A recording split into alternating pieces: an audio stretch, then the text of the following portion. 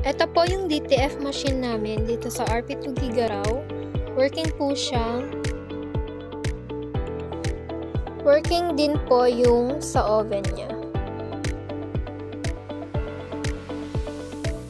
Ito naman po yung embroidery machine namin. One head na brother.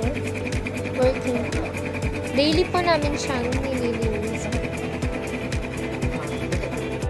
Ito po yung machine namin na heat press. Working po siya. Bali A3 size po yung nasa amin.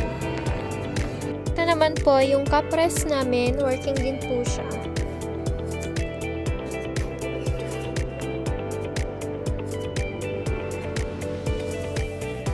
Next po is itong dual mag press namin.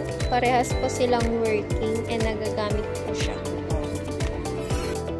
Meron din po kaming single mag press and working din po ito. Ito naman po yung silhouette cutter namin dito sa GA area and working po siya. Next po, itong silhouette cutter namin na pangalawa. Bale, working din po siya and nagagamit din po siya everyday.